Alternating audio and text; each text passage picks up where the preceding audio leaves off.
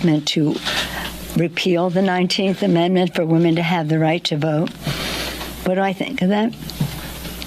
I think I hear something like that every day around here. I knew she was a big fan of the show.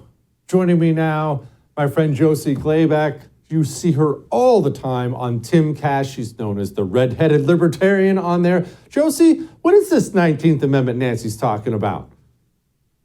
Hi, Jesse. So the 19th Amendment is the right of the citizens of the United States to vote, and it shall not be infringed based on their sex. What are your thoughts on it? I think that we should abolish it. I think it was a mistake. And I could write an entire Harlequin romance on all the reasons it was a mistake, but I've narrowed it down to about 3 to 5 really good reasons on why it was a mistake. So, I mean, to start, in addition to women's suffrage, the size and the scope of the government has grown substantially, more than any other period in history since adding the 19th Amendment. The 19th Amendment itself expands the federal government because it infringes on the 10th Amendment, which is the states' rights to decide how to run their own elections.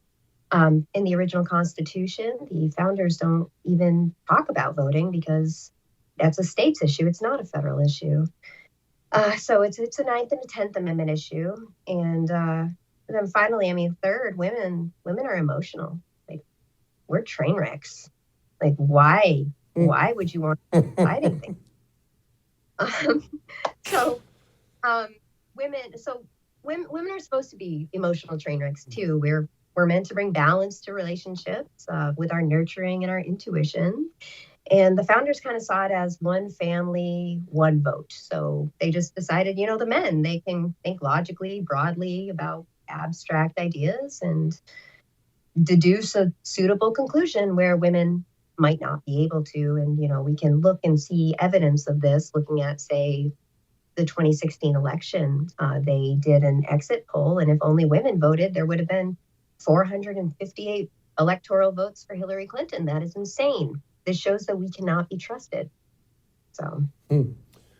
Okay, Josie, let me ask you about that in all seriousness, because I've seen these exit polls, and I know what the numbers are. It's about 60% of women vote Democrat, about 60% of men vote Republican. If it were, look, in all honesty, if it was only men voting, this country would be blood red, just a sea of red. And if it was only women voting, we would be a full-blown communist nation. But why? Why is that the case? I'm not a woman, you are. Why do they walk into the polls? I know this doesn't apply to you, and they hammer that Democrat vote the majority of the time. Explain it to me. Women are more easily manipulated than men. So Democrats employ an appeal to emotion and mob mentality. And it sways the vote in their favor, and they know that. But Democrats, they actually loathe women. They hate women, which is why they keep putting men in our spaces and men in the spaces of young girls, because they don't actually like women.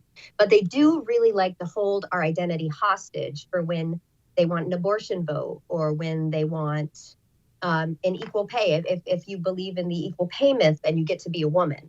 See, so they like to do things like that. Even though they hate women, they like to use our identity against us, and we're easily manipulated. So why not? Why not do that? One more thing. The second gentleman was on TV recently. This is what he had to say. There's too much of toxicity. It's masculine toxicity out there. And we've kind of confused what it means to be a man, what it means to be masculine. Is there too much toxic masculinity in this country? This is the iron law of woke projection. Toxic masculinity is simply the absence of masculinity, just like toxic femininity is the absence of classic femininity. The most toxic men that I know are feminists. They are male feminists, and they have faked their way into the hierarchy of males by appealing to women. And it's dangerous and it's toxic. And the only way to cure toxic masculinity is with traditional masculinity, with protection and providing that traditional men give the women in their life. Josie, thank you so much. I appreciate it.